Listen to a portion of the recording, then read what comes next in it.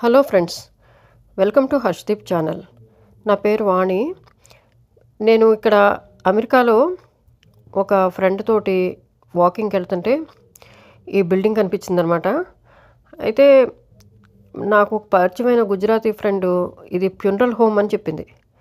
Funeral home ఏంటి అని అనిపించింది. దీని పక్కనే చుట్టుపక్కల ఇళ్ళు ఉన్నాయి. అట్లాగే మా కమ్యూనిటీ వెనకాలే ఉందన్నమాట. దీనికి 4-5 నిమిషాల్లో మా ఇంటికి వెళ్ళిపోవచ్చు. దీని దగ్గర నుంచి అంత దగ్గరగా ఉంది. అయితే నాకు అసలు అర్థం కాలేదు. జనరల్గా అంటే కొద్దిగా తెలుస్తుంది, చనిపోతే బరియల్ గ్రౌండ్లో తీసుకెళ్తారు, ఇక్కడ ఎక్కువ అమెరికన్స్ క్రిస్టియన్స్ ఉంటారు కదా, అట్లా ఏదో ఒక థాట్. కానీ ఇక్కడ పరిచయమైన కేరళ ఫ్రెండ్ గుజరాతీ ఫ్రెండ్ ఏం చెప్పారంటే కంపల్సరీ చనిపోయినాక ఇక్కడికి తీసుకొస్తారంట.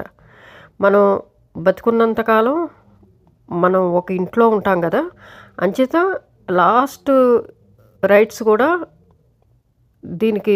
దీంట్లో జరుగుతాయి కాబట్టి దీనికి ఫ్యూనరల్ హోమ్ అని పేరు పెట్టారంట.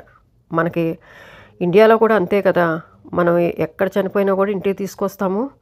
అందరూ వెళ్ళి మనం ఇంకా మనిషిని మళ్ళీ చూడమని చూస్తాం కదా, అట్లాగే ఇక్కడ కూడా చుట్టాలు ఫ్రెండ్స్ అందరూ వచ్చి ఇక్కడ చూసేటట్టు వీళ్ళు సర్వీసెస్ ప్రొవైడ్ చేస్తారంట.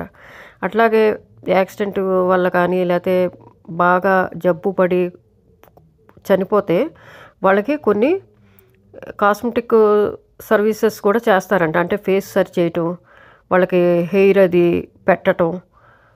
అంటే చనిపోయినా కూడా వీళ్ళు వాళ్ళని అందంగా తయారు చేసి వాళ్ళ చుట్టాలు డిసప్పాయింట్ అవ్వకుండా లాస్ట్ ఆఖరి చూపు వాళ్ళకి ఉండేటట్టు మంచిగా ఉండేటట్టు. మనం చాలాసార్లు భయపడతారు కదా, అట్లా అసలు చూడలేకపోయాము అట్లా అనుకుంటాం కదా, అట్లా కాకుండా వాళ్ళని మనం బతుకుండగా ఎట్లా చూస్తామో అట్లా అందంగా చూసేటట్టు వీళ్ళు అట్లాంటి సర్వీస్ కూడా ప్రొవైడ్ చేస్తారంట. ఇంకా తర్వాత ఇక్కడ ఈ బిల్డింగ్ చుట్టుపక్కల కూడా చాలా పెద్దది. మేము అప్పుడప్పుడు చూస్తున్నాము. నేనైతే 2 సార్లు ఫుల్ కార్లతో నిండిపోయి ఉండటం చూశానమాట. ఇంకా ఒక వ్యక్తి చనిపోతే ఇక్కడ ఈ ఫ్యూనరల్ హోమ్లో 3 రోజుల నుంచి 7 రోజుల పాటు ఉంచుతారంట. అంటే పేపర్ వర్క్ కానీ లేకపోతే వీళ్ళందరూ చూడటం, దగ్గర వాళ్ళందరూ వచ్చి చూడటానికి కానీ అంత టైం పడుతుందంట. అట్లాగే వీళ్ళు ఇందాక చెప్పినట్టు చనిపోయినాక సరిచేసి లిక్విడ్ పార్ట్ అంతా తీసేసి కెమికల్స్ తోటి ఫిలప్ చేస్తారంట. దాన్ని ఎంబాల్మింగ్ అంటారంట. దాంతో ఆ బాడీని అన్నాళ్ళు ప్రిజర్వ్ చేయగలుగుతారనమాట. అట్లాగే ఇక్కడ దగ్గరలో 3 చర్చిలు ఉన్నాయి. క్యాథలిక్స్, ప్రొటెస్టెంట్స్ ఇట్లా రకరకాలుగా ఉంటారు కదా, వాళ్ళకి అలా డిఫరెంట్ చర్చెస్ ఉంటాయని ఇక్కడ కేరళ ఫ్రెండ్ చెప్పారు. అట్లాగే పక్కనే బరియల్ గ్రౌండ్ కూడా ఉందన్నమాట. ఇట్లాగా బరియల్ గ్రౌండ్లో చేసేదైతే ఇక్కడ చేస్తారంట. లేదంటే ఫ్యూనరల్ హోమ్లో పెద్ద ఓవెన్ ఉంటుందంట, అక్కడ క్రిమేషన్ కూడా అంటే దహనం కూడా చేస్తారంట.